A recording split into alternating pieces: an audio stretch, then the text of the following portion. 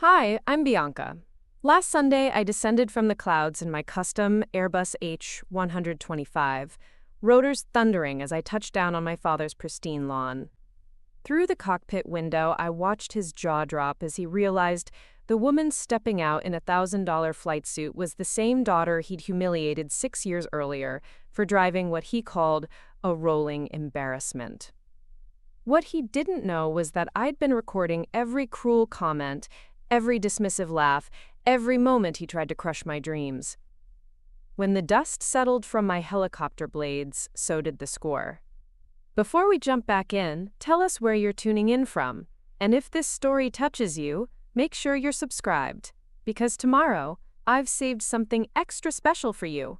The Colorado sun beat down mercilessly on the cracked asphalt of Patterson's auto repair as I pulled up in my 1998 Honda Civic. The paint had faded from what was once a respectable blue to something that resembled primer gray, and the passenger side door required a specific combination of pulling, lifting, and praying to actually open. The muffler had been making questionable noises for months, announcing my arrival from 3 blocks away. I killed the engine and sat for a moment, steeling myself for what was coming. Through the garage bay windows, I could see my father Robert's silhouette bent over the hood of a pristine Mercedes. Even from here, I could make out his signature scowl, the one that deepened whenever I showed up to family gatherings in what he considered substandard transportation. The annual Patterson family barbecue was supposed to be a celebration. My cousin Jake had just gotten promoted to district manager at his insurance company. My uncle Tom had bought a new boat, and my brother Kyle had traded in his pickup for a brand new Ford F-150 that he couldn't stop photographing for social media. Success in the Patterson family was measured in horsepower and monthly payments. I grabbed my purse from the passenger seat, checking one more time that my phone was recording. For the past 8 months, I'd been documenting these family interactions. Not out of spite initially, but out of a growing awareness that my father's comments weren't just casual teasing. They were systematic attempts to undermine my confidence, to keep me in my place as the family disappointment. The screen door slammed behind me as I entered the house. The smell of my mother Linda's famous potato salad mixed with the lingering odor of motor oil that seemed permanently embedded in the furniture. Family photos lined the hallway, chronicling decades of Patterson achievements. High school football trophies, wedding pictures, grandchildren's first steps. Notably absent were any images from my college graduation or the small ceremony when I'd received my pilot's license. "Bianca's here," my mother called out, her voice carrying that forced cheerfulness she used when she sensed tension brewing. "I was starting to worry that old car finally gave up on you." I found the family clustered around the kitchen island, cold beers sweating in the afternoon heat. My father stood with his back to me, gesturing emphatically as he recounted some story about a difficult customer. When he turned, his eyes immediately tracked to the keys in my hand, the Honda logo visible on the worn plastic fob. "There she is," he announced, his voice carrying that particular tone I'd learned to dread. "Did you make it here without breaking down?" I heard that muffler from 2 streets away. Sounds like a lawnmower having an asthma attack. The room erupted in the expected chuckles. Uncle Tom shook his head with exaggerated sympathy. "Bianca, honey, you know I could help you get financing for something decent. My dealership has some great certified pre-owned options." "I'm fine with what I have," I replied, keeping my voice steady. "It gets me where I need to go." My father snorted, taking a long pull from his beer. "Gets you there eventually, maybe. But what kind of impression does that make?" Preparing and narrating this story took us a lot of time, so if you are enjoying it, subscribe to our channel, it means a lot to us. Now, back to the story. You're 26 years old, driving around in something that belongs in a junkyard. What happens when you need to meet important people? What happens when you want to start a family? You think any self-respecting man wants to be seen in that rolling embarrassment? I felt the familiar heat rising in my cheeks, but I kept my expression neutral. My phone continued recording from my purse, capturing every word. "Actually, Dad, I've been working on some exciting projects. I'm starting my own business in aviation logistics. The car isn't really the priority right now." The silence that followed was deafening. Then my father's laughter boomed through the kitchen, genuine and harsh. "Aviation logistics? Jesus, Bianca, you got a pilot's license for puddle jumpers and now you think you're running an airline? You can't even afford a car payment, but you're gonna compete with FedEx? Kyle joined in the laughter. Remember when she wanted to be an astronaut? At least that was before she had to pay bills. This is different, I said, my voice tighter now. I've been working with cargo companies, studying supply chain management, building connections in the industry. There's real opportunity in drone delivery services and specialized transport. My father set his beer down hard on the granite countertop. Opportunity? You know what opportunity looks like? It looks like steady work, reliable income, and transportation that doesn't embarrass your entire family. You're living in a fantasy world, driving a piece of junk, chasing pipe dreams while the rest of us are building real lives. The words hung in the air like smoke. I could feel everyone's eyes on me, waiting for my response.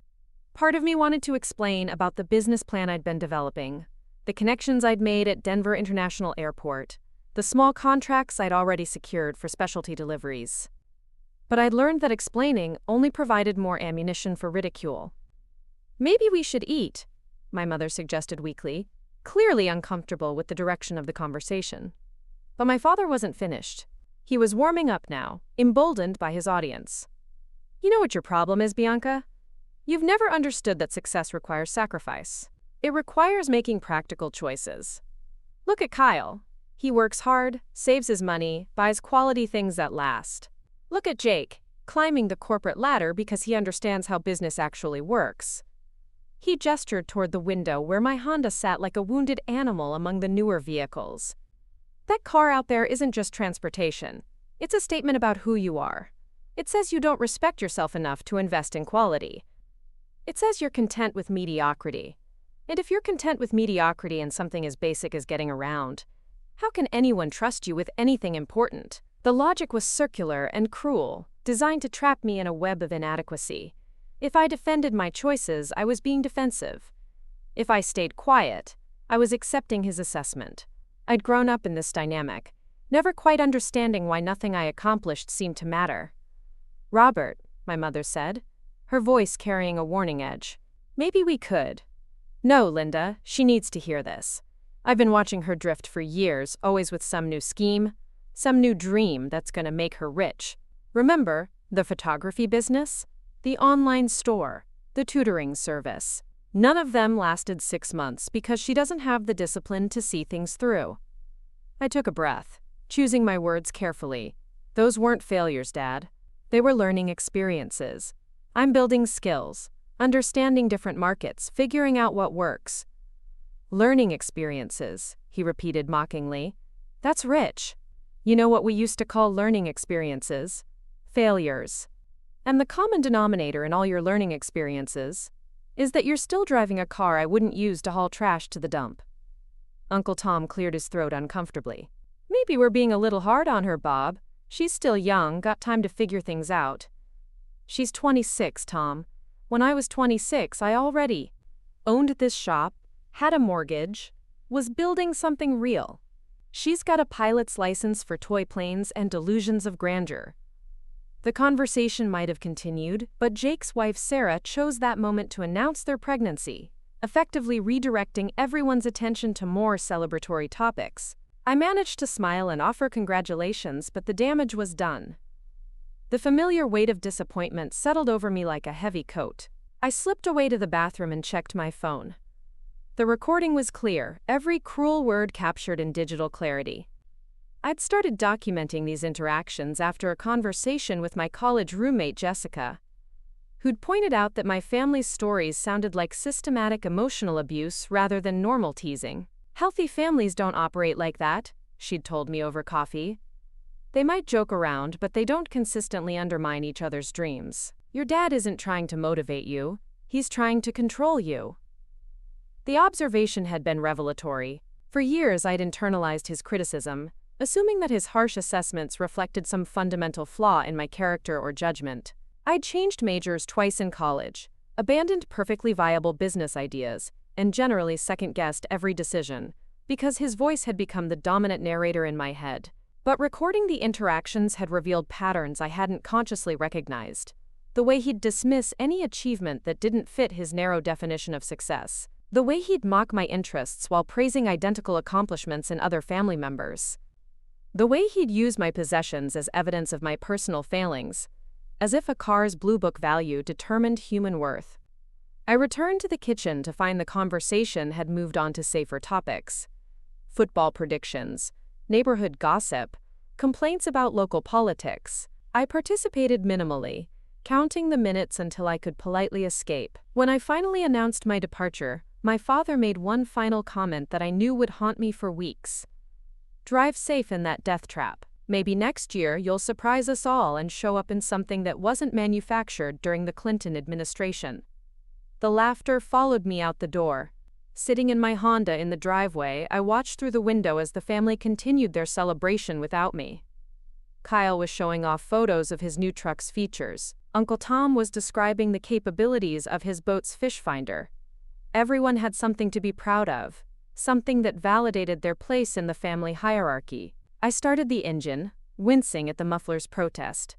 As I backed out of the driveway, I made a decision that would change everything. I wasn't going to let his definition of success limit my potential anymore. I wasn't going to let a 15-year-old car determine my worth as a person. The drive home took me past Denver International Airport, where I'd been spending increasing amounts of time over the past year. What started as simple charter flights to build hours had evolved into something more substantial. I'd begun noticing inefficiencies in cargo transport, opportunities for specialized services that the major carriers couldn't or wouldn't provide. My small apartment was cluttered with aviation charts, business plans, and research materials. The walls were covered with photos from my flights, certifications I'd earned, and contact information for industry professionals I'd met. It looked like the workspace of someone building something real, not the delusions of grandeur my father described. I'd already secured my commercial pilot's license and was working toward my instrument rating. More importantly, I'd identified a specific niche in the market: emergency medical supply delivery to remote locations, time-sensitive cargo transport for specialized industries, survey work for environmental and construction companies, services that required both piloting skills and logistical expertise. The business plan was solid. I'd run the numbers dozens of times, consulted with mentors, researched competitors, and identified potential funding sources. What I lacked wasn't vision or preparation. What I lacked was capital and credibility. Every time I met with potential investors or partners, I could see the calculation in their eyes as they processed my age, my gender, and yes, the car I'd arrived in. First impressions mattered in business, and my father's words echoed painfully because they contained a grain of truth. Perception shaped opportunity, and my current circumstances weren't helping me access the opportunities I needed. But I also understood something my father didn't. Success in aviation wasn't about conforming to traditional status symbols. It was about competence, innovation, and finding solutions to problems that others overlooked. The most successful pilots I knew drove practical vehicles and invested their money in equipment and training rather than image management. My phone rang, interrupting my brooding. Jessica's name appeared on the screen. "How did the family gathering go?" she asked without preamble. I summarized the afternoon's events, playing her the most damaging portions of the recording. Her silence spoke volumes. "Bianca," she finally said, her voice tight with anger, "that wasn't family teasing. That was character assassination. He wasn't trying to motivate you. He was trying to destroy your confidence." "I know," I replied, surprised by how calm I sounded. "But I also know something else now. I'm done letting his opinions determine my trajectory. I'm done trying to prove myself to someone who's invested in my failure. What are you gonna do?" I looked out at the airport lights twinkling in the distance, thinking about the opportunities waiting beyond my father's narrow worldview. I'm going to build something so successful that his opinion becomes irrelevant. I'm going to create something so impressive that the car I drive today becomes a funny story about humble beginnings. "That sounds like a plan," Jessica said, "but be careful about revenge as motivation. It can consume you." "It's not about revenge," I clarified, though I wasn't entirely sure that was true. "It's about proving to myself that his limitations don't have to be mine." After we hung up, I spent the evening reviewing my business materials with new clarity. Tomorrow, I had a meeting with Marcus Chen, a successful entrepreneur who'd built a logistics empire from nothing.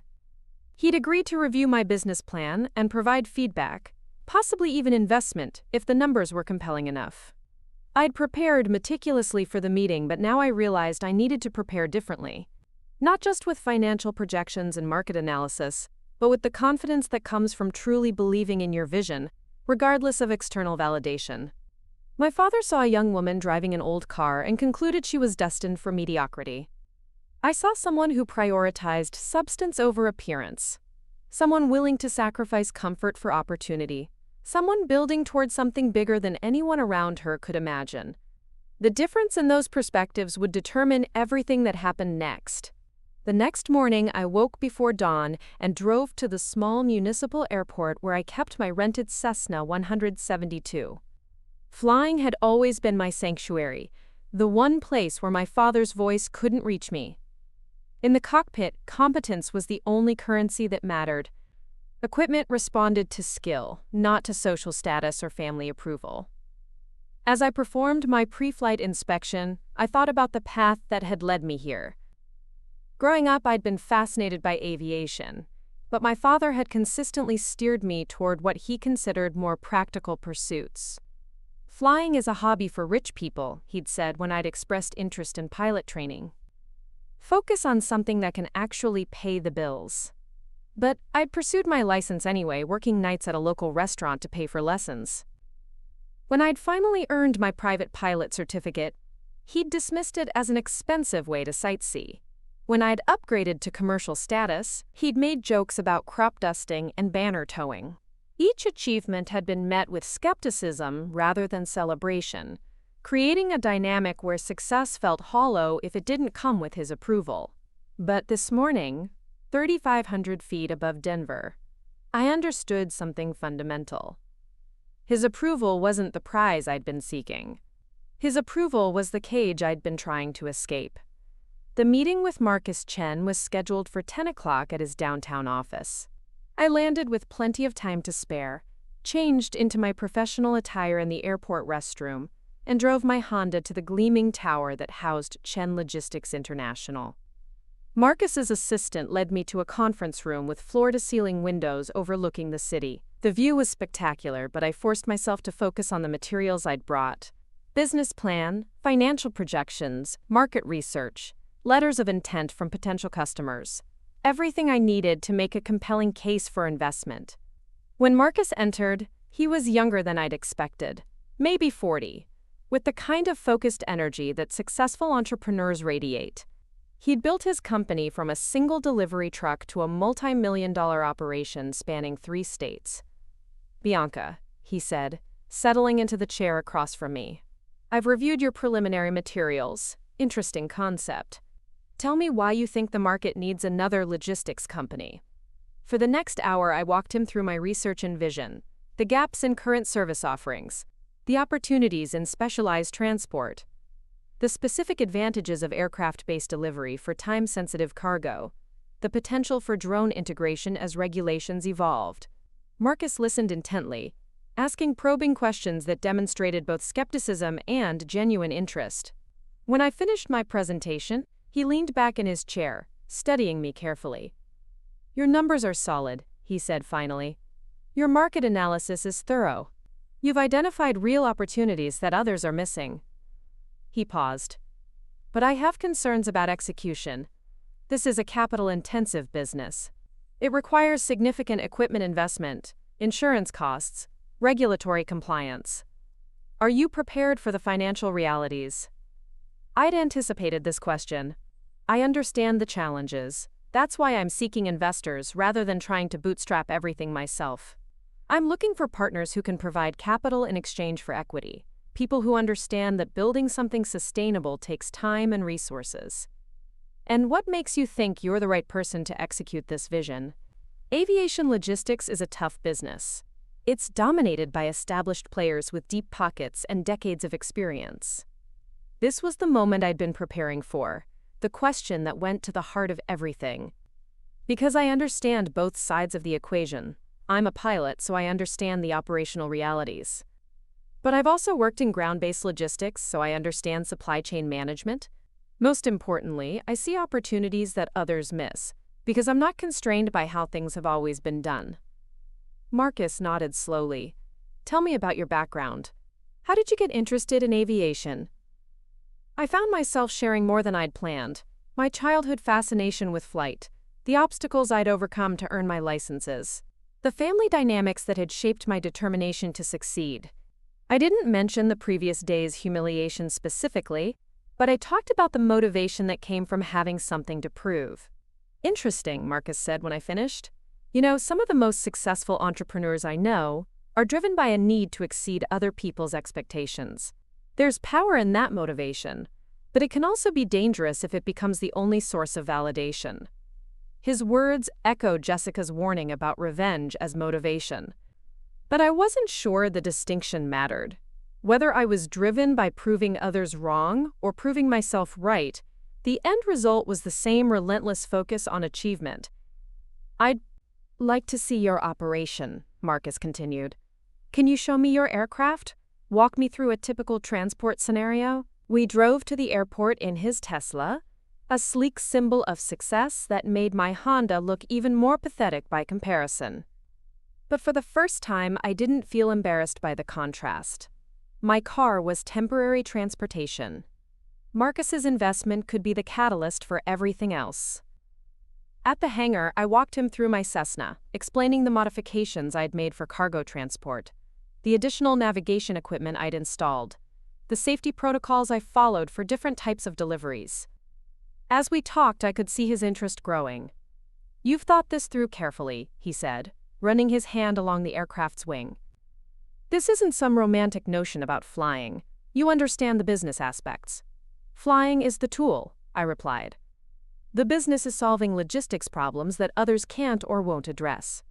We spent another hour discussing specifics. Route planning, customer acquisition, scaling strategies, potential partnerships with larger carriers. By the time we returned to his office, I could sense that something had shifted in his perception of my proposal. I'm going to be honest with you, Bianca, he said as we sat in his conference room again. When I first reviewed your materials, I was skeptical.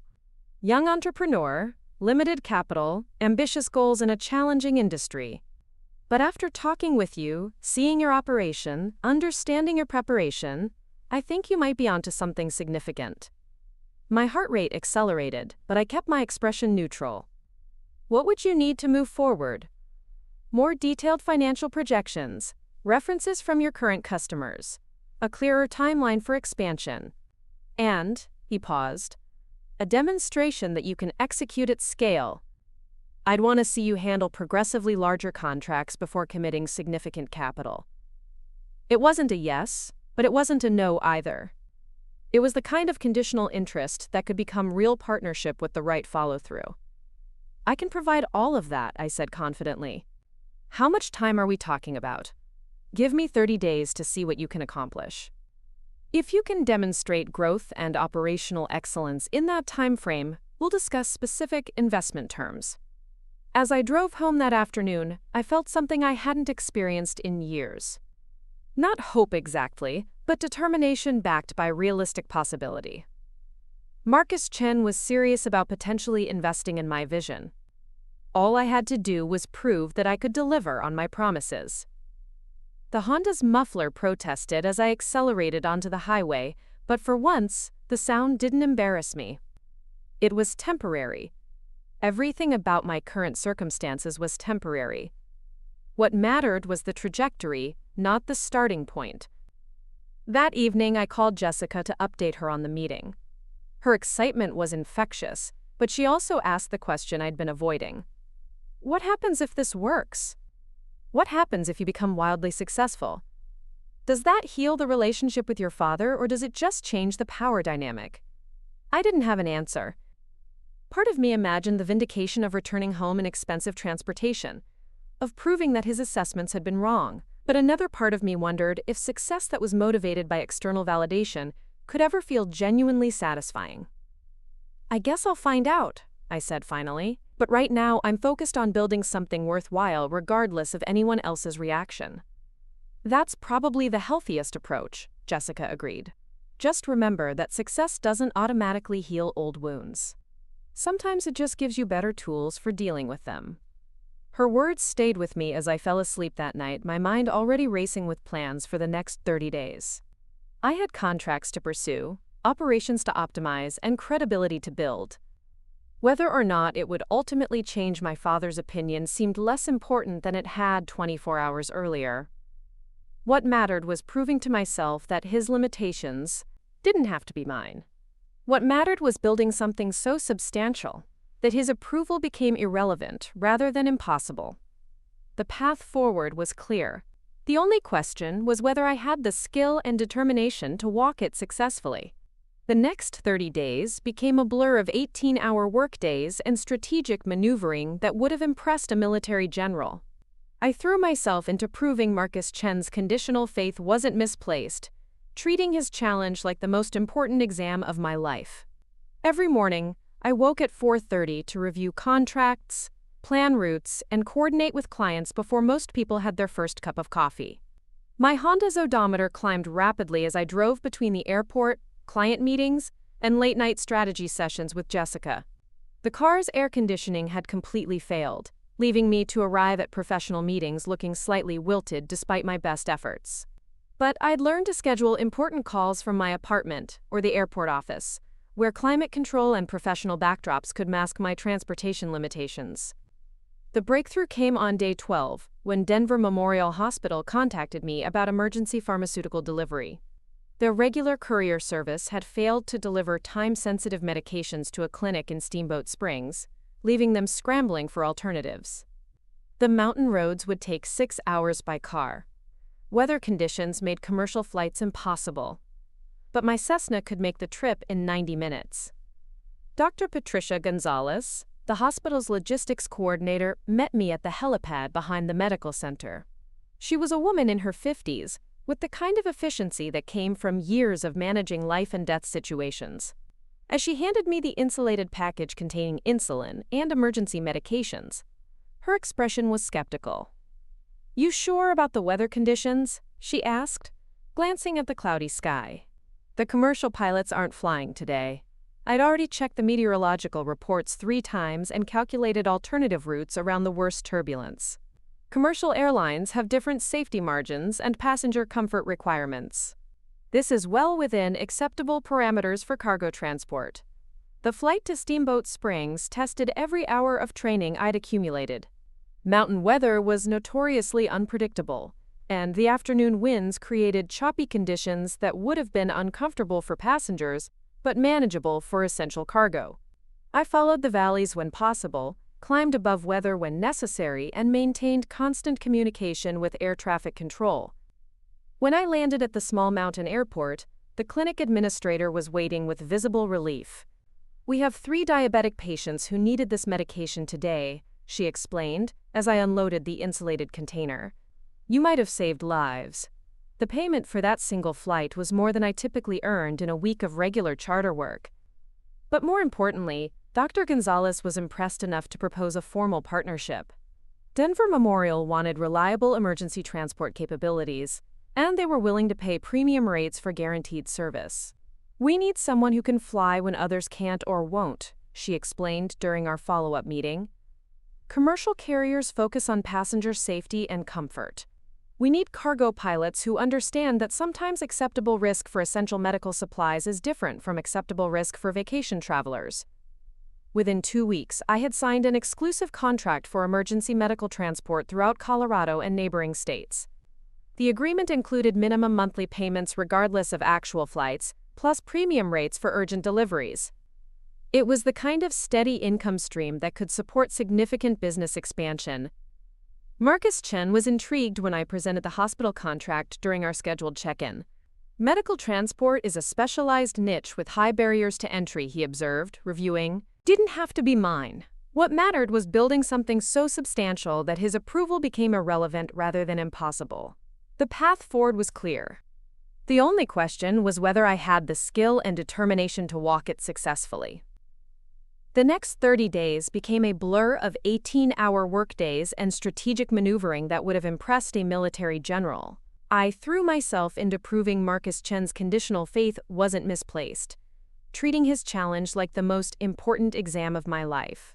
Every morning, I woke at 4:30 to review contracts, plan routes, and coordinate with clients before most people had their first cup of coffee. My Honda's odometer climbed rapidly as I drove between the airport, client meetings, and late-night strategy sessions with Jessica. The car's air conditioning had completely failed, leaving me to arrive at professional meetings looking slightly wilted despite my best efforts. But I'd learned to schedule important calls from my apartment or the airport office, where climate control and professional backdrops could mask my transportation limitations. The breakthrough came on day 12 when Denver Memorial Hospital contacted me about emergency pharmaceutical delivery. Their regular courier service had failed to deliver time-sensitive medications to a clinic in Steamboat Springs, leaving them scrambling for alternatives. The mountain roads would take 6 hours by car. Weather conditions made commercial flights impossible, but my Cessna could make the trip in 90 minutes. Dr. Patricia Gonzalez, the hospital's logistics coordinator, met me at the helipad behind the medical center. She was a woman in her 50s, with the kind of efficiency that came from years of managing life-and-death situations. As she handed me the insulated package containing insulin and emergency medications, her expression was skeptical. "You sure about the weather conditions?" she asked, glancing at the cloudy sky. "The commercial pilots aren't flying today." I'd already checked the meteorological reports 3 times and calculated alternative routes around the worst turbulence. Commercial airlines have different safety margins and passenger comfort requirements. This is well within acceptable parameters for cargo transport. The flight to Steamboat Springs tested every hour of training I'd accumulated. Mountain weather was notoriously unpredictable, and the afternoon winds created choppy conditions that would have been uncomfortable for passengers but manageable for essential cargo. I followed the valleys when possible, climbed above weather when necessary, and maintained constant communication with air traffic control. When I landed at the small mountain airport, the clinic administrator was waiting with visible relief. "We have 3 diabetic patients who needed this medication today," she explained as I unloaded the insulated container. "You might have saved lives." The payment for that single flight was more than I typically earned in a week of regular charter work. But more importantly, Dr. Gonzalez was impressed enough to propose a formal partnership. Denver Memorial wanted reliable emergency transport capabilities, and they were willing to pay premium rates for guaranteed service. "We need someone who can fly when others can't or won't," she explained during our follow-up meeting. "Commercial carriers focus on passenger safety and comfort. We need cargo pilots who understand that sometimes acceptable risk for essential medical supplies is different from acceptable risk for vacation travelers." Within 2 weeks, I had signed an exclusive contract for emergency medical transport throughout Colorado and neighboring states. The agreement included minimum monthly payments regardless of actual flights, plus premium rates for urgent deliveries. It was the kind of steady income stream that could support significant business expansion. Marcus Chen was intrigued when I presented the hospital contract during our scheduled check-in. "Medical transport is a specialized niche with high barriers to entry," he observed, reviewing. "The capital would allow me to purchase 3 additional aircraft, hire experienced pilots, and establish operations in 4 western states." "There's one condition," Marcus added as we reviewed the term sheet. "I want operational oversight. This isn't passive investment. I'll be actively involved in strategic decisions, especially regarding expansion, timing, and risk management." I'd expected this requirement. Experienced investors didn't write large checks without maintaining some control over how their money was used. "What kind of oversight are we talking about?" "Board representation, monthly performance reviews, approval authority for major equipment purchases and new market expansion." He paused. "I'm not trying to micromanage day-to-day operations, but I want to ensure that rapid growth doesn't compromise the safety and reliability that attracted me to this opportunity." The terms were fair, even generous considering my limited operating history. I signed the agreement that afternoon, officially becoming the majority owner of Rocky Mountain Emergency Transport Services.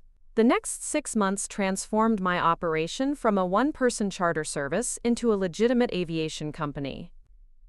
Marcus's industry connections opened doors that would have taken years to access independently. His operational experience helped me avoid costly mistakes in equipment selection and regulatory compliance. Most importantly, his credibility with investors and partners eliminated the skepticism I'd faced as a young woman with limited capital. When Rocky Mountain Emergency Transport proposed partnerships with major medical centers or oil companies, they saw Marcus Chen's backing and assumed professional competence rather than questioning my qualifications. The personal transformation was equally dramatic. I moved from my cramped apartment to a modern condo near the airport. I traded the Honda for a reliable pickup truck that could handle equipment transport and mountain weather. I hired an administrative assistant, an aircraft maintenance coordinator, and 2 additional pilots with emergency services experience. But the most significant change was internal.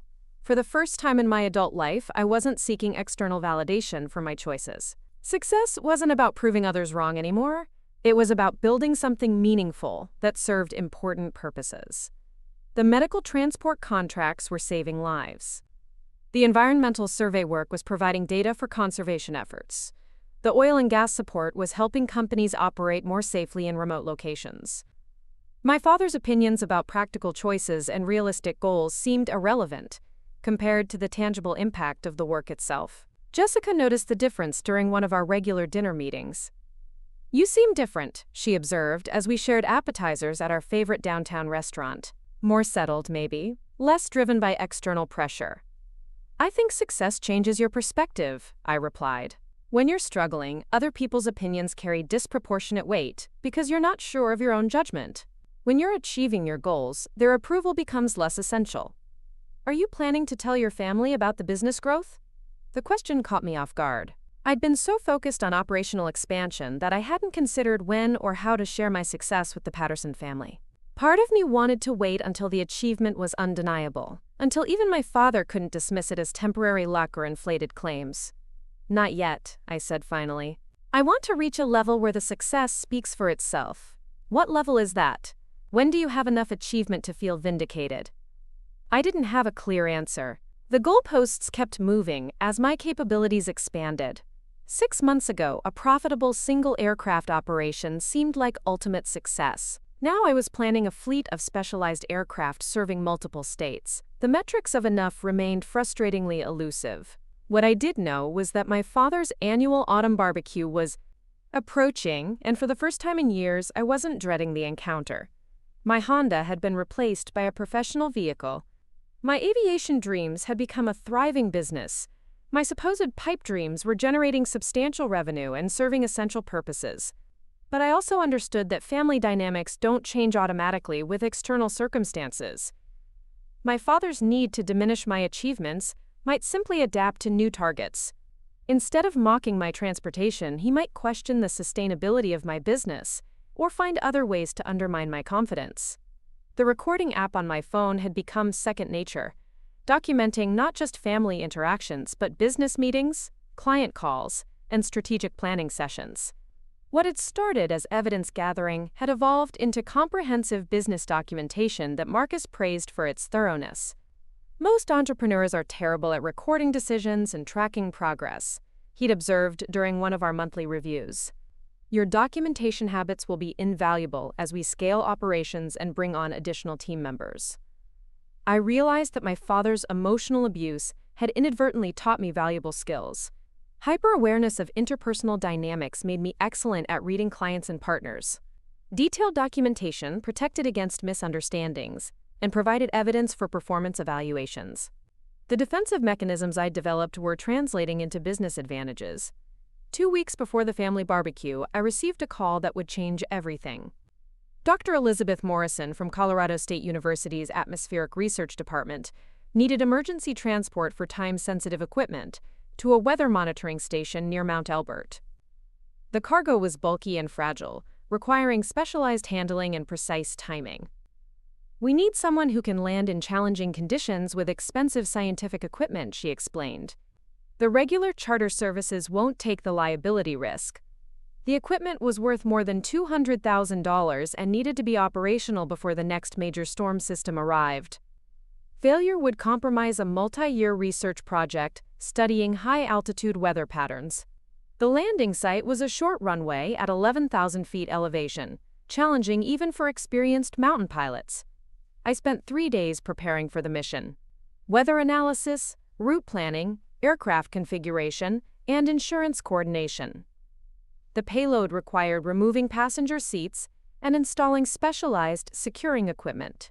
The altitude demanded careful calculations for takeoff and landing performance in thin air.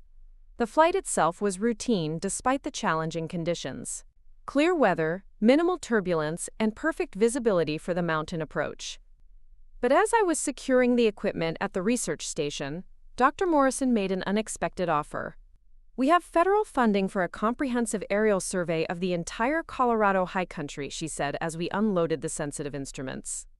3 months of systematic flights collecting atmospheric data, geological survey information, and environmental monitoring. It would require dedicated aircraft and crew, full-time commitment from November through January. The contract value was substantial enough to fund significant expansion of my operation. But more importantly, it represented exactly the kind of specialized, high-value work that Marcus and I had identified as our strategic focus. "What kind of aircraft requirements are we talking about?" I asked, trying to contain my excitement. "Twin-engine capability for safety redundancy. Advanced navigation equipment for precise GPS positioning. Modified cargo bay for scientific instruments. Crew qualified for high-altitude mountain operations in winter conditions."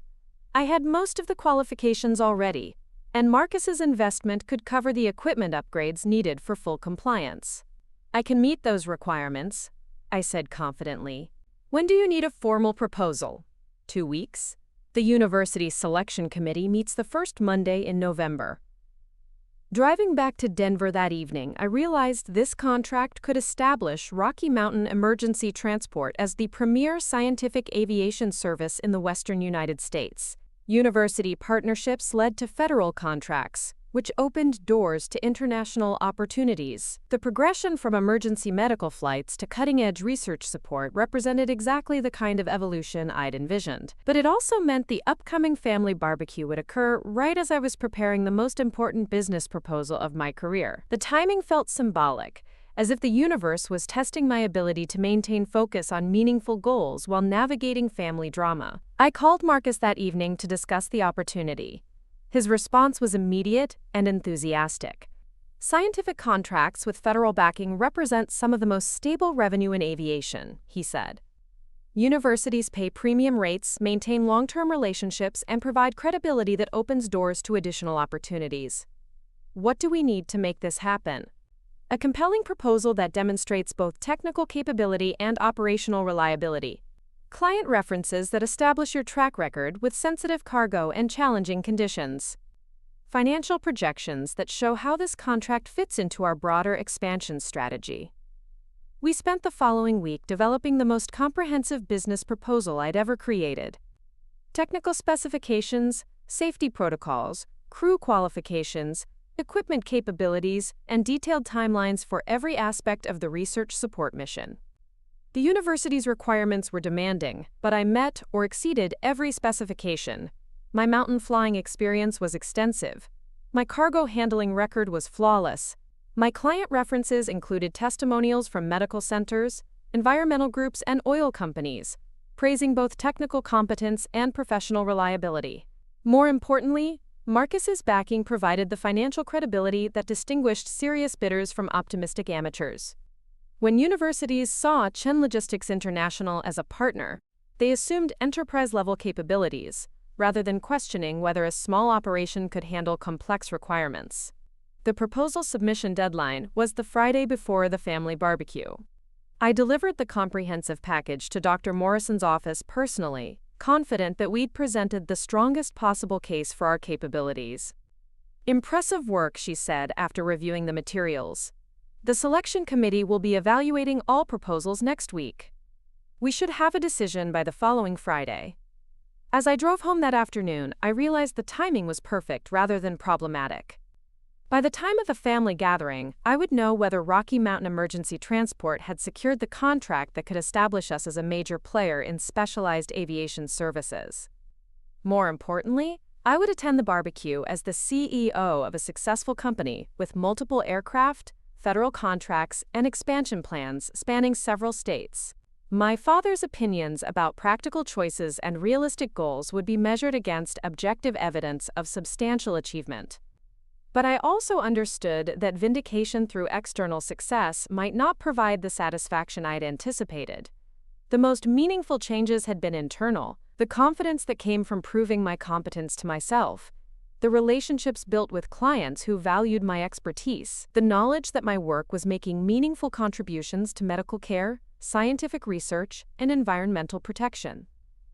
Whether or not my father acknowledged these achievements seemed less important than it had 6 months earlier. His approval was no longer the prize I was seeking. His limitations were no longer constraints on my potential. The barbecue would be a test, but not the kind I'd originally imagined. Instead of seeking validation from someone whose worldview couldn't accommodate my success, I would be practicing the art of maintaining my center, regardless of external reactions. The phone call came Tuesday morning while I was reviewing aircraft maintenance schedules. Dr. Morrison's voice was professional but excited. The selection committee has made their decision. Rocky Mountain Emergency Transport has been awarded the Colorado Atmospheric Research Contract. I sat in stunned silence for several seconds before finding my voice. That's incredible news. When do we start? Equipment delivery begins next Monday. The first survey flights are scheduled for the following week, weather permitting. Congratulations, Bianca. Your proposal was outstanding. After hanging up, I called Marcus immediately. His response was characteristically measured but clearly pleased. This changes everything, he said after I'd shared the details. Federal research contracts typically lead to additional opportunities. We need to start planning for the next level of expansion immediately. The next level meant additional aircraft, specialized equipment, and crew with advanced qualifications. It meant establishing operations in multiple states and potentially expanding into international markets. It meant transforming from a regional emergency transport service into a national leader in specialized aviation solutions. But first, it meant attending my father's barbecue as the CEO of a company that had just secured a major federal contract. The woman who would walk into his backyard this weekend was fundamentally different from the one who had been humiliated about her Honda 6 months earlier. The question was whether the man who had created that humiliation was capable of recognizing the transformation. The Patterson family barbecue was scheduled for Saturday afternoon, but I spent Friday evening in an unexpected crisis that would change everything. Dr. Martinez from Children's Hospital, Colorado, called at 11 p.m. with an emergency that pushed every boundary of what I thought possible. "We have a situation," she said, her voice tight with controlled urgency. "A 8-year-old girl in Gunnison is experiencing severe complications from a rare genetic condition. She needs immediate transport to our pediatric intensive care unit. But there's a massive storm system moving through the mountains. Every commercial service has refused the flight." I pulled up the weather reports on my computer while she explained the medical details. The child, Emma Rodriguez, was suffering from a metabolic crisis that required specialized intervention available only at the Denver Medical Center. Ground transport would take 6 hours through treacherous mountain conditions. The weather window was closing rapidly as the storm intensified. "What's the timeline?" I asked, already calculating flight paths and fuel requirements. "She has maybe 4 hours before the condition becomes irreversible. After that, we're looking at permanent neurological damage, or worse." The meteorological data was sobering. Severe turbulence, icing conditions, and visibility near zero in several mountain passes. Commercial airlines grounded all flights hours ago. Even helicopter emergency services had suspended operations until the storm passed. But my twin-engine Beechcraft was equipped with advanced de-icing systems and instrument navigation capabilities that exceeded most commercial aircraft. More importantly, I had recent experience flying in similar conditions during the university research missions. "I can make the flight," I told Dr. Martinez, "but I need mobile intensive care equipment configured for transport and medical personnel willing to fly in challenging conditions. I'll have everything ready in 30 minutes. The drive to the airport through downtown Denver was eerily quiet, streets empty, except for emergency vehicles preparing for the incoming storm. At the hangar, I spent 40 minutes conducting the most thorough pre-flight inspection of my career. Every system checked twice. every backup verified, every emergency procedure mentally rehearsed. The medical team arrived as I was completing final preparations. Dr. Sarah Kim, a pediatric intensivist, and 2 specialized nurses with extensive transport experience. They worked efficiently to secure the mobile ICU equipment in the aircraft's modified cargo bay, creating a flying hospital capable of sustaining critical patients during transport. "How bad is the weather going to be?" Dr. Kim asked as we reviewed the flight plan. "Manageable if we stay focused and follow protocols," I replied with more confidence than I felt. "The aircraft can handle the conditions, and I've flown similar routes in comparable weather." The takeoff from Denver International was routine, but conditions deteriorated rapidly as we climbed toward the mountains. Within 20 minutes, we were flying through the edge of the storm system, navigating by instruments alone as visibility dropped to near zero. The turbulence was severe enough to make conversation difficult, but the medical equipment remained stable thanks to specialized mounting systems I'd installed after the university contract. Dr. Kim monitored the aircraft's systems while her team prepared for immediate intervention once we reached the patient. Landing in Gunnison required every hour of mountain flying experience I'd accumulated. The airport was reporting visibility of less than half a mile with gusting crosswinds that challenged the aircraft's control limits. I made 3 approach attempts before finally touching down on the ice-covered runway. Emma Rodriguez was waiting in the terminal with her frantic parents and a local emergency medical team. She was conscious but clearly deteriorating, her small body fighting a metabolic battle that required immediate intervention. Dr. Kim began treatment while the nurses secured her in the mobile ICU unit. "She's stabilizing," Dr. Kim reported as we prepared for departure. "But we need to get her to Denver immediately. Every minute matters now." The return flight tested every skill I'd developed as a pilot, and every piece of equipment on the aircraft. The storm had intensified during our ground time, creating conditions that pushed the boundaries of what even experienced mountain pilots would attempt. But Emma's condition left no room for delay or cautious decision-making. We climbed through layers of turbulence and icing conditions, the aircraft's de-icing systems working continuously to maintain safe flight characteristics. The medical team worked frantically to stabilize their patient while I navigated through the worst mountain weather I'd ever encountered. 40 minutes into the return flight, we lost primary navigation equipment due to ice accumulation on the antenna systems.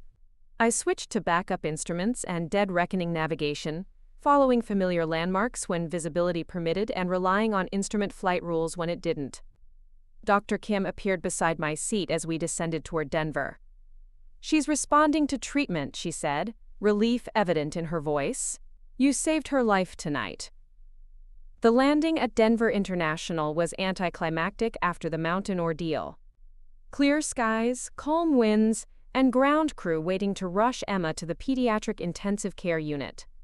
As the medical team disappeared into the hospital, I sat in the aircraft's pilot seat for several minutes, adrenaline slowly subsiding. My phone had 17 missed calls and dozens of text messages. News of the emergency flight had spread throughout the medical community, and requests for interviews were pouring in from local media outlets. But more importantly, there were calls from hospital administrators, government agencies, and aviation companies who had heard about the successful mission. Marcus Chen called while I was securing the aircraft for the night. "I just got off the phone with the FAA's regional administrator," he said without preamble. "They want to discuss emergency transport protocols with you. Apparently, your flight tonight demonstrated capabilities that government agencies need for crisis response situations."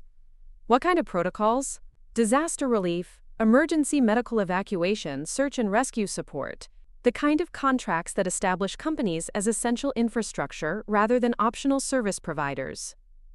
As I drove home through the pre-dawn darkness, I realized the storm flight had accomplished more than saving one child's life. It had demonstrated operational capabilities under extreme conditions that distinguished Rocky Mountain emergency transport from every competitor in the region. Saturday morning brought calls from 3 major news outlets requesting interviews about the rescue flight.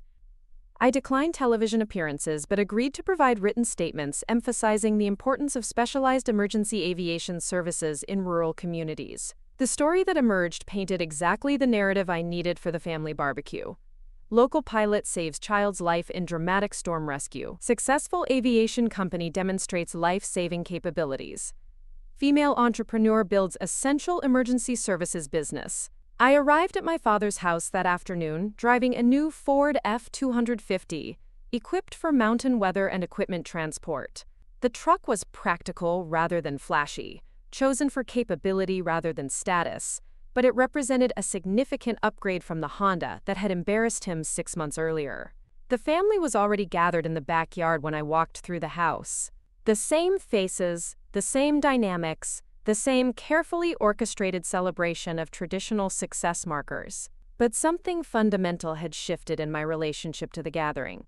Kyle noticed my new truck immediately.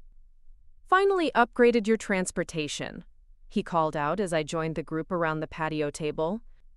"That's a serious work vehicle." "The business requires reliable equipment," I replied, accepting a beer from my mother. "Emergency medical flights don't wait for convenient weather conditions."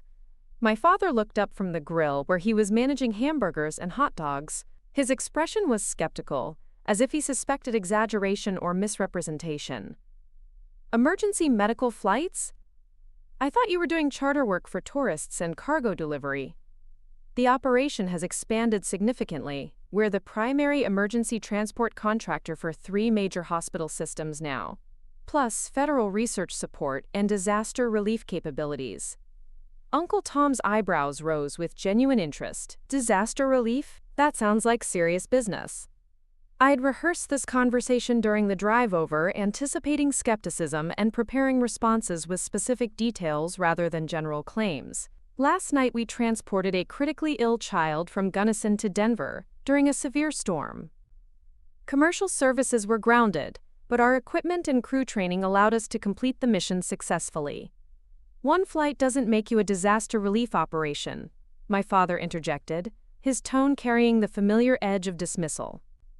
"Anyone can get lucky once." This was the moment I'd been preparing for, the test of whether 6 months of documented success could withstand his systematic undermining. I pulled out my phone and showed him the news article that had been published that morning. "Local aviation company saves child's life in storm rescue." "It wasn't luck," I said calmly. "It was equipment, training, and operational capabilities that most charter services don't maintain. That's why hospitals choose us for emergency situations." Kyle leaned over to read the article on my phone. "Holy shit, Bianca. This says you flew through conditions that grounded commercial airlines. That's actually impressive." "Language," my mother scolded automatically, but she was also reading over Kyle's shoulder with obvious pride. "My daughter the pilot," she said softly. My father's expression darkened as the family's attention focused on my achievement, rather than his carefully orchestrated gathering. "One newspaper article doesn't mean anything," he said, flipping burgers with unnecessary force. "Media loves feel-good stories. Doesn't mean the business is sustainable or profitable." "The profitability is documented," I replied, maintaining my calm tone. "We secured a $2 million investment from Chen Logistics International, established exclusive contracts with multiple hospital systems, and just won a federal research support contract worth over $500,000. The silence that followed was unlike anything I'd experienced at Patterson family gatherings. No one questioned the numbers or dismissed the achievements. The evidence was too substantial, too specific, too easily verified to be fabricated or exaggerated. Jessica had been right about documentation providing power, but she'd underestimated the psychological impact of presenting irrefutable evidence to someone who had built their identity around undermining your credibility. My father's face cycled through confusion, anger, and something that might have been respect before settling on defensive hostility. "Well," he said finally, "I hope you're not getting ahead of yourself. Aviation is a risky business. Lots of companies start strong and collapse when they overextend." It was a retreat rather than an acknowledgement, but it represented the first time he'd failed to find immediate flaws in my achievements. The shift in family dynamics was palpable as conversations began focusing on my business rather than traditional topics like sports scores and neighborhood gossip. Sarah, Jake's wife, was particularly interested in the emergency medical services. "That's incredible work," she said as we sat around the patio table. "How did you get started in that specialty?" I found myself explaining the progression from basic charter flights to specialized emergency services, the training requirements, the equipment modifications, and the regulatory compliance necessary for medical transport operations. The conversation was engaging and respectful, a stark contrast to the dismissive interactions I'd experienced for years. But my father wasn't finished with his attempts to diminish the achievement. As we were clearing dinner dishes, he cornered me in the kitchen with what he clearly considered a devastating observation. "You know what bothers me about all this?" he said, gesturing vaguely toward the backyard where family members were still discussing my business. "You're playing with people's lives now. It's one thing to crash a plane when you're just hauling cargo. It's another thing when you've got sick kids on board."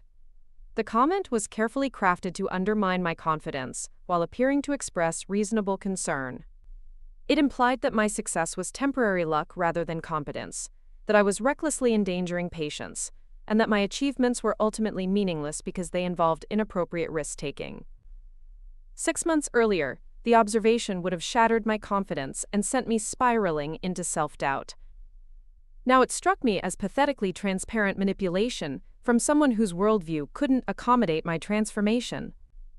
"Safety is the foundation of everything we do," I replied evenly. "Our aircraft exceed commercial maintenance standards. Our crew training surpasses industry requirements. Our safety record is perfect across hundreds of flights. The children we transport survive because we're willing and able to fly when others can't or won't." "Still," he persisted, "it only takes one mistake to ruin everything. One bad decision, one equipment failure, one moment of overconfidence, and people die. That's a lot of responsibility for someone who was driving a 20-year-old Honda 6 months ago." The connection he was trying to establish between my former transportation and my current competence was so logically flawed that I almost laughed. But I recognized the deeper strategy. He was attempting to link my past circumstances to current capabilities, suggesting that rapid change indicated instability rather than growth. "The Honda was transportation," I said calmly. "It had nothing to do with my piloting skills, business acumen, or ability to make life-and-death decisions. Those capabilities were developing while I was driving that car, not because of what I was driving." My mother appeared in the kitchen doorway, clearly sensing tension but uncertain about its source. "Everything okay in here?"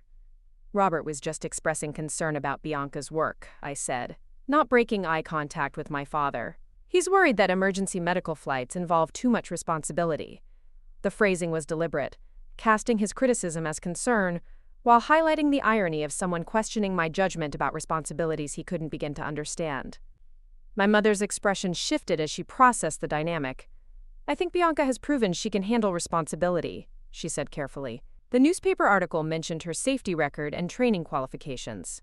It was a mild statement, but it represented the first time my mother had contradicted my father's assessment of my capabilities. The small gesture of support felt more meaningful than dramatic declarations would have. The rest of the evening proceeded without additional confrontations, but the fundamental dynamic had shifted permanently.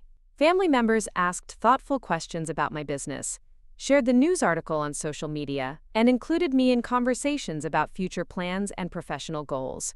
My father remained distant and occasionally hostile, but his criticism lacked its former power to derail conversations or diminish achievements. The evidence of my success was too substantial to be dismissed, and the family's recognition of that success created social pressure against overt undermining. As I prepared to leave that evening, Kyle approached me in the driveway, where I was loading leftover food my mother had insisted I take home.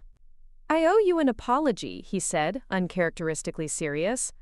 "I've been going along with Dad's jokes about your transportation and career choices. I didn't realize how harsh some of that was." "It's okay," I replied, though we both knew it wasn't entirely true. Family dynamics are complicated.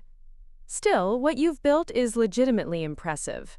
I wanted you to know that some of us see it, even if others are too stubborn to admit it." The acknowledgement meant more than Kyle probably realized.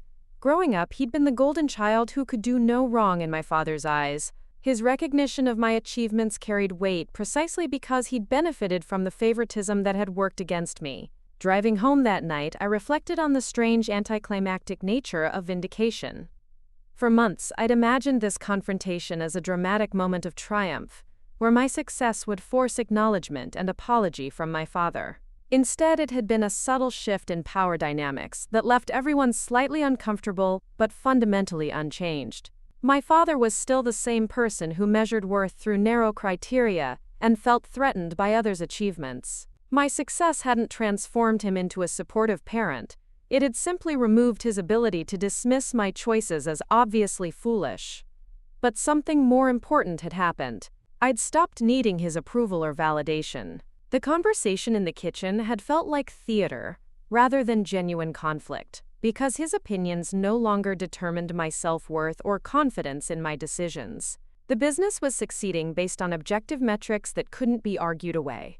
Clients valued my services, paid premium rates, and recommended my company to others.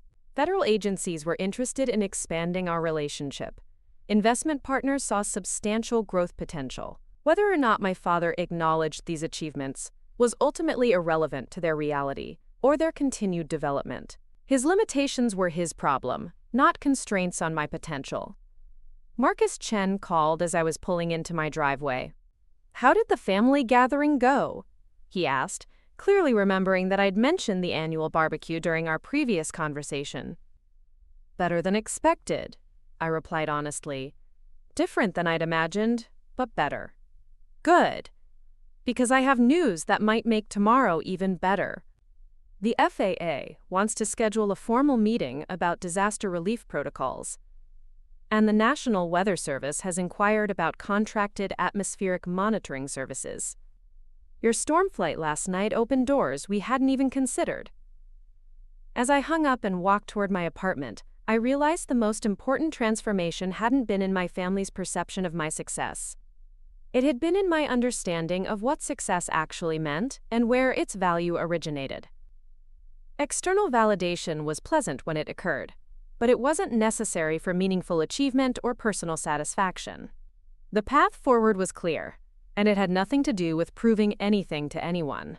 It had everything to do with building something worthwhile that served important purposes and created opportunities for continued growth. My father's opinion had become background noise in a symphony of more meaningful voices. Clients who trusted my expertise, partners who invested in my vision, team members who contributed to our shared success. Those relationships had substance and value that family drama couldn't diminish or enhance. The barbecue had been a test, but not the kind I'd originally anticipated. Instead of proving my worth to someone whose approval was ultimately meaningless, I'd proven to myself that his disapproval was equally meaningless. That realization felt more valuable than any acknowledgement he might have offered. The transformation that followed the family barbecue accelerated beyond anything I could have predicted. Within 2 weeks of the storm rescue that saved Emma Rodriguez, Rocky Mountain Emergency Transport had received formal inquiries from the Federal Emergency Management Agency, the National Guard, and 3 international humanitarian organizations. The FEMA meeting took place in a sterile conference room in downtown Denver, where I found myself sitting across from officials who managed billion-dollar disaster response budgets.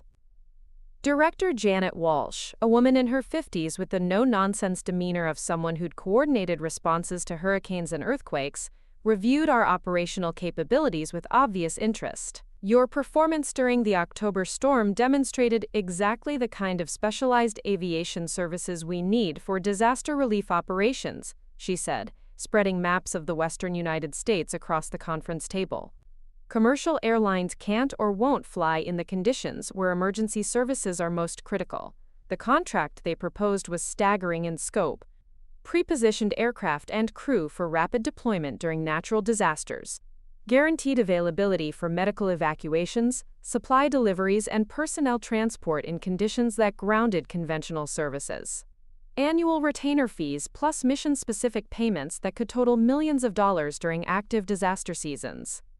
"There's one requirement that might be challenging," Director Walsh continued. "We need helicopter capabilities in addition to fixed-wing aircraft.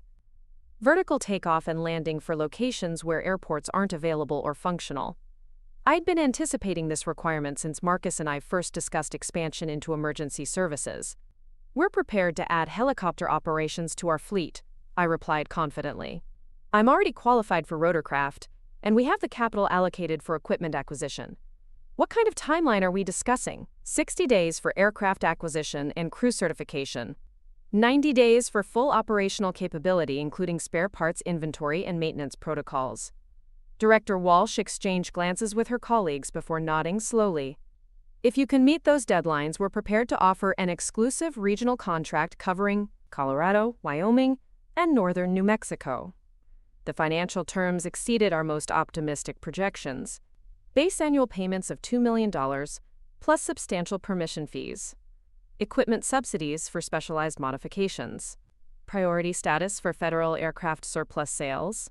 The kind of contract that would establish Rocky Mountain Emergency Transport as a major player in emergency services, rather than a regional charter operation.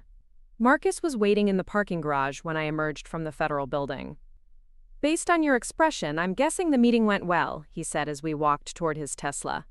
"They want to offer us an exclusive regional emergency services contract," I replied, still processing the magnitude of what had just occurred. "It's bigger than anything we've discussed." "How much bigger?" I outlined the contract terms, watching his expression shift from interest to amazement to careful calculation. "This changes our entire business model," he said finally. "We're talking about transitioning from specialty charter services to essential infrastructure. Are we ready for that level of responsibility?" "Are you?" he countered. "Because this kind of contract comes with performance standards that leave no room for error. When FEMA calls, you have to be ready, regardless of weather, time of day, or personal circumstances." I thought about Emma Rodriguez, about the dozens of other emergency flights I'd completed, about the systematic preparation and training that had made those missions successful. "I'm ready," I said with certainty. "The question is whether we can scale our operations fast enough to meet their timeline." The next 60 days became a masterclass in rapid business expansion under pressure. Aircraft acquisition, crew hiring, facility expansion, and regulatory compliance had to be coordinated simultaneously while maintaining our existing service commitments. The helicopter I selected was an Airbus H125, the same model used by emergency medical services worldwide. Advanced avionics, reliable single-engine performance, and proven track record in mountain operations.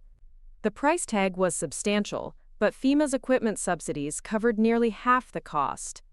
Finding qualified pilots was more challenging than acquiring aircraft. Helicopter operations in mountain conditions required specific experience that couldn't be taught quickly.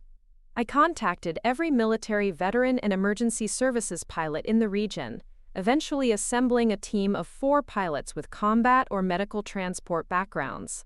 The training program we developed was exhaustive.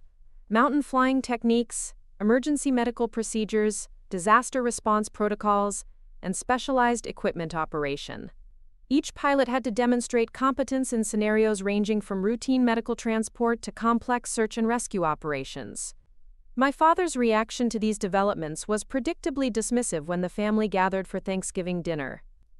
"Government contracts sound impressive," he said as we sat around my mother's dining room table. "But federal agencies change priorities constantly. What happens when they decide to give the work to some big corporation from out of state?" The comment might have undermined my confidence months earlier, but now it simply revealed his inability to understand the transformation that had occurred. "The contract includes performance incentives and renewal options based on operational excellence," I replied calmly. "Companies that deliver results consistently don't lose federal business to political favoritism." "Still," he persisted, "putting all your eggs in one basket seems risky. What if something goes wrong? What if you have an accident or equipment failure that damages your reputation?" Kyle interrupted before I could respond. "Dad, she's built redundancy into everything. Multiple aircraft, backup crews, maintenance contracts with certified facilities. This isn't some fly-by-night operation anymore." The family dynamics had continued evolving since the barbecue incident. Kyle had become an unexpected ally, frequently defending my achievements when my father attempted his usual undermining tactics. My mother had grown more vocal in expressing pride about my success. Even Uncle Tom had started asking serious questions about business expansion and investment opportunities. But my father remained committed to finding flaws in every achievement, as if acknowledging my success would somehow diminish his own accomplishments. The psychology was transparent enough that other family members had begun noticing the pattern. "Robert," my mother said quietly, "maybe you could try being supportive instead of looking for problems." "I am being supportive," he replied defensively. "I'm trying to help her think through potential issues before they become real problems." "No," I said, meeting his eyes directly. "You're trying to undermine my confidence because my success challenges your worldview. You've spent years telling me that practical choices and realistic goals were the only path to stability. My achievements prove that was wrong." The silence that followed was uncomfortable but necessary. For the first time, I directly confronted the underlying dynamic instead of deflecting or defending. The conversation could either escalate into open conflict or force acknowledgement of what everyone already understood. My father's face flushed, but he didn't respond immediately. When he finally spoke, his voice was quieter, but still defensive. "I've always wanted what's best for you. Maybe my methods weren't perfect, but the intention was to help you avoid disappointment. Your methods taught me that my judgment couldn't be trusted, and my dreams weren't realistic," I replied. "That's not help. That's sabotage disguised as concern." It wasn't the dramatic confrontation I'd once imagined, but it was honest communication that had been impossible while I was still seeking his approval. Now that his opinion had lost its power over my self-worth, I could address the destructive patterns without emotional devastation. The Thanksgiving dinner continued with careful conversation around safer topics, but something fundamental had shifted. My father's criticism had been publicly identified as problematic rather than helpful. The family had witnessed me setting boundaries rather than accepting unlimited negativity. More importantly, I demonstrated to myself that his disapproval no longer had the power to derail my focus or confidence. The business was succeeding based on objective performance metrics that couldn't be argued away or psychologically manipulated. The FEMA contract became operational in January during one of Colorado's worst winter storm seasons in decades. Our first major deployment was a multi-day operation providing medical evacuation and supply delivery services to communities isolated by blizzard conditions. The mission lasted 4 days and required every aircraft in our fleet plus borrowed equipment from partner companies. We evacuated 12 critical patients from snowbound hospitals, delivered emergency medications to rural clinics, and transported repair crews to restore communications infrastructure. The operational complexity was unlike anything I'd managed previously. Coordinating multiple aircraft in severe weather conditions while maintaining communication with federal agencies, medical facilities, and local emergency services. Making real-time decisions about flight safety versus mission urgency with lives depending on the outcomes. But the systematic preparation we'd invested in emergency protocols proved its value. Every crew member knew their responsibilities. Every aircraft was equipped for the conditions. Every backup plan had been tested and refined. The operation succeeded because we'd anticipated the challenges and prepared accordingly. Director Walsh called personally when the mission concluded. "Outstanding performance," she said without preamble. "Exactly the kind of capability we need for disaster response. The regional commanders are extremely impressed." "We're ready for whatever comes next," I replied, meaning every word. "Good, because we're already discussing expansion of your service area. The Western Regional Office wants to include Montana and Idaho in your coverage zone. The expansion would require additional aircraft and crew, but it also represented validation that our operational model was working at the highest levels of federal emergency services. We were becoming exactly what Marcus had described as essential infrastructure rather than optional service providers. The financial impact was immediate and substantial. The winter storm operations alone generated more revenue than we'd earned in the entire previous year. But more importantly, the successful deployment established credibility that opened doors throughout the emergency services community. Hospital systems in neighboring states began requesting proposals for medical transport services. Environmental agencies inquired about aerial survey capabilities. Even international humanitarian organizations reached out about potential partnerships for disaster relief in developing countries. Marcus and I spent long evenings that winter planning the next phase of expansion. Additional aircraft, specialized equipment, training facilities, and operational bases in multiple states. The vision was ambitious but achievable based on the contracts and relationships we'd established. "You've built something remarkable," he said during one of our strategic planning sessions. 2 years ago, you were flying charter trips in a single-engine Cessna. Now you're coordinating federal disaster response operations with a fleet of specialized aircraft. "It doesn't feel remarkable from the inside," I replied honestly. "It feels like solving one problem at a time, meeting one requirement after another. That's exactly why it's remarkable. You're focused on operational excellence rather than dramatic gestures. That's what creates sustainable success." The conversation reminded me of a call I'd received from Jessica earlier that week. She'd been following my progress through social media and occasional news coverage, but we'd had limited contact as both our careers had accelerated. "I've been thinking about something you said years ago," she'd told me during that call, "about not letting other people's limitations become constraints on your potential. You actually did it." "Did what?" "Refused to be defined by someone else's narrow worldview. Your father spent years telling you that practical choices and realistic goals were the only path to stability. You proved that innovation and calculated risk-taking could create opportunities he never imagined." Her observation highlighted something I'd been unconsciously processing for months. The business success was meaningful, but the personal transformation was equally important. I'd stopped seeking external validation for my choices and started trusting my own judgment about opportunities and challenges. That shift in perspective had been essential for the rapid decision-making required in emergency services. When FEMA called with urgent requests, I couldn't pause to wonder whether my father would approve of the risk assessment. I had to evaluate conditions, calculate capabilities, and commit to action based on objective analysis rather than family dynamics. The spring brought another milestone that would have seemed impossible during my Honda driving days. Rocky Mountain Emergency Transport was selected as the primary aviation partner for the National Wildfire Response Initiative, a federal program coordinating firefighting efforts across the western United States. The contract required specialized aircraft modifications for fire suppression support, additional crew certifications for hazardous environment operations, and coordination with smoke jumper teams and incident command structures. It was demanding work that required split-second timing and perfect execution in life-threatening conditions.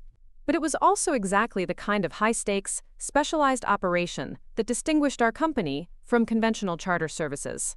We were becoming the aviation partner that federal agencies called when standard solutions weren't adequate for emergency situations. The irony wasn't lost on me as I signed the wildfire response contract in a federal building overlooking the Denver skyline. 2 years earlier, my father had mocked my aviation dreams as impractical fantasies.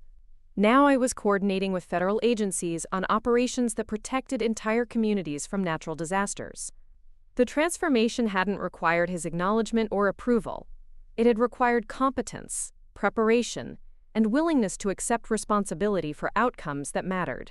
Those qualities couldn't be given or taken away by family members who measured success through narrow criteria. As I drove home that evening in the F250 that had replaced my Honda, I realized something profound about the nature of vindication. The satisfaction didn't come from proving critics wrong. It came from building something meaningful that served important purposes, regardless of external recognition. My father's opinion had become background noise in a career that was making tangible differences in emergency services, medical care, and disaster response. Whether he acknowledged my achievements was ultimately irrelevant to their continued development and impact. But there was one more conversation I needed to have with him, not to seek approval or prove my worth, but to establish the boundaries that would define our relationship going forward. That conversation would require the kind of helicopter that was about to arrive at my hangar, a symbol of success so undeniable that even the most determined critic would struggle to find fault. The path forward was clear, and it had nothing to do with anyone else's limitations or expectations. It was about continuing to build something worthwhile, while maintaining the personal boundaries that protected my focus and confidence from destructive influences. The most important lesson I'd learned wasn't about aviation or business success. It was about the difference between seeking validation and creating value. One made you dependent on others' opinions. The other made you independent of everything except your own competence and commitment to meaningful work. 3 years after that humiliating barbecue, I guided my custom Airbus H125 into a perfect hover above my father's meticulously maintained backyard. The rotor wash scattered his outdoor furniture and sent the grilling equipment tumbling across the patio as I touched down on his precious lawn with deliberate precision. Through the cockpit window, I watched the Patterson family emerge from the house in stunned silence. My father stood frozen beside his overturned grill, his mouth hanging open as he processed the reality of a $1 million helicopter sitting where he'd once mocked my transportation choices. I shut down the turbine engine and removed my flight helmet, stepping out in the professional flight suit that had become my daily uniform. The Airbus bore the distinctive markings of Rocky Mountain Emergency Transport, along with federal certification numbers that identified us as a government contractor. "Hello, Dad," I said, walking toward the group with calm confidence. "Sorry about the lawn furniture. Emergency landing protocols don't account for patio arrangements." The silence stretched for several seconds before Kyle found his voice. "Jesus Christ, Bianca. Is that your helicopter?" "One of them," I replied casually. "We operate 6 aircraft now, plus the fixed-wing fleet. This is the newest edition, specifically configured for federal disaster response operations." My mother stepped forward first, her face glowing with pride and amazement. "It's beautiful, sweetheart. Can we see inside?" I spent the next 20 minutes conducting an impromptu tour of the aircraft's emergency medical equipment, advanced navigation systems, and specialized rescue gear. The family asked intelligent questions about capabilities, costs, and operational requirements, while my father remained conspicuously silent. Uncle Tom was particularly fascinated by the federal contracts. "So when there's a natural disaster, the government calls you directly?" "FEMA, National Guard, Forest Service, multiple agencies," I confirmed. "We're pre-positioned for rapid deployment anywhere in the western United States. Last month we coordinated wildfire suppression operations in California and flood relief in Nevada." "That's incredible responsibility," Sarah observed. "How many people work for the company now?" 37 full-time employees across 4 operational bases. We're expanding into international humanitarian work next year, partnering with relief organizations in Central America. My father finally spoke, his voice tight with barely controlled emotion. "Must be expensive to operate something like this. What happens when the government cuts spending or changes priorities?" It was vintage Robert Patterson, unable to acknowledge achievement without immediately searching for vulnerabilities. But his criticism lacked its former power to wound or destabilize. I responded with the patient tone I'd use with any skeptical client. "We've diversified our revenue streams specifically to avoid dependence on any single contract. Federal emergency services, commercial medical transport, environmental monitoring, and private charter work. Multiple income sources with different risk profiles." "Still," he persisted, "all it takes is one accident, one lawsuit, one equipment failure to destroy everything you've built." I walked to the helicopter's cargo bay and retrieved a leather portfolio containing our operational statistics. 0 accidents in 47,000 flight hours. Perfect safety record across all operations. Insurance carriers consider us their lowest-risk aviation client. The numbers were irrefutable, but I could see him calculating new angles of attack. The psychology was familiar from decades of family interactions, but it no longer triggered defensive responses or self-doubt. "Numbers can be manipulated," he said dismissively. "Safety records don't guarantee future performance." "You're absolutely right," I agreed, surprising him with my calm acceptance. "Nothing guarantees future performance except continued competence and preparation, which is why we invest heavily in training, equipment maintenance, and operational excellence." The conversation could have continued indefinitely with him raising objections and me providing responses, but I'd learned something valuable about family dynamics. His need to diminish my achievements reflected his own insecurities rather than legitimate concerns about my business. "I have to get back to the base," I announced, checking my watch. "We have a mission briefing at 6 for a medical evacuation tomorrow morning." As I conducted my pre-flight inspection, the family gathered to watch the departure procedure. Kyle helped me secure equipment while asking detailed questions about pilot training and career opportunities. My mother took photos to share with her friends. Even Uncle Tom seemed genuinely impressed by the operation's scope and professionalism. My father stood apart from the group, arms crossed, still struggling to reconcile the woman loading emergency medical equipment into a government helicopter with the daughter he'd systematically undermined for decades. "Bianca," he called out as I climbed into the pilot's seat. "Wait a minute." I paused with one foot on the aircraft step, unsure what final criticism he'd prepared. But when I turned to face him, his expression was different. Complicated emotions played across his features as he struggled with words. "I was wrong," he said finally, his voice barely audible above the wind. "About the practical choices, the realistic goals, all of it. I was wrong." The admission I'd sought for years arrived without the emotional impact I'd anticipated. His acknowledgement felt less important than I'd imagined, because his opinion had lost its power to define my worth or validate my choices. "Thank you for saying that," I replied sincerely. "It means something." "I don't know how to be proud of something I don't understand," he continued, gesturing toward the helicopter. "Your mother keeps showing me newspaper articles about your rescues and government contracts, but I can't wrap my head around how you got from that old Honda to this." "One decision at a time," I said simply. "One flight, one contract, one challenge that seemed impossible until it wasn't." I started the turbine engine and watched the family step back as the rotor blades began turning. Through the windscreen, I could see my father standing in the middle of his disrupted yard, still processing the reality of what his daughter had accomplished. The takeoff was smooth and routine, but as I climbed away from the suburban neighborhood where I'd grown up, I felt something shift permanently in my relationship to that place and those people. The validation I'd once craved felt less significant than the work I was returning to. My radio crackled with a priority message from dispatch. "Rocky Mountain 1, we have an urgent medical transport request from Grand Junction. Critical patient needs immediate evacuation to Denver. Rocky Mountain 1 copies," I responded, already calculating flight time and fuel requirements. Proceeding direct to Grand Junction for patient pickup. Below me, the Patterson family barbecue continued without fanfare. Above me, the work that had become my life's purpose awaited with the kind of urgency that made family drama seem insignificant by comparison. I'd proven everything I'd set out to prove, but the real discovery was that the proving had been unnecessary.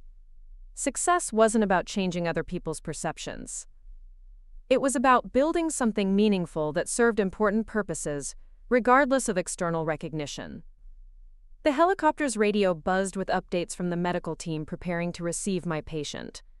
Real emergencies requiring immediate response. Life and death situations where competence mattered more than family approval. That was the work that had transformed me from someone seeking validation into someone creating value. The difference had made all the difference. Up next, you've got 2 more standout stories right on your screen. If this one hit the mark, you won't want to pass these up. Just click and check them out.